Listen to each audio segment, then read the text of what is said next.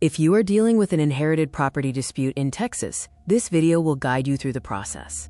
Inherited property disputes can be complicated. Let's break down the legal steps you need to know. It is completely normal to feel frustrated when inherited property involves complicated family dynamics. Dealing with family politics on top of property law is mentally and emotionally exhausting. Texas law has a specific framework to protect your interests during these disputes. The Uniform Partition of Heirs Property Act, Chapter 23A, is designed to stop people from taking advantage of you.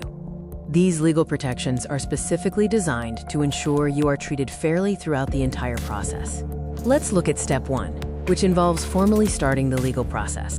The process begins by filing a petition in the county court where the home is located.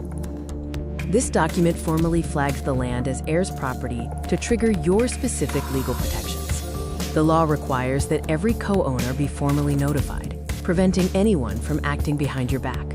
At the initial hearing, the judge confirms the land is inherited and that no prior agreement existed.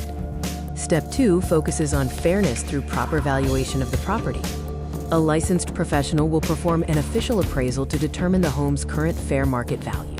If you disagree with the appraisal value, you have the legal right to challenge it with your own evidence.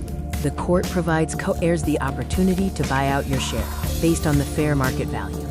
If no buyout occurs, the judge will order a physical division or a fair sale of the property. You have a structured path forward designed to protect your financial interest. Don't let the stress overwhelm you. You have clear rights under Texas law to handle this dispute. You don't have to navigate this alone. Contact Jac Schuster Law today to schedule your consultation.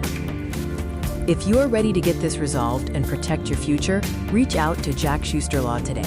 Let's get this handled right.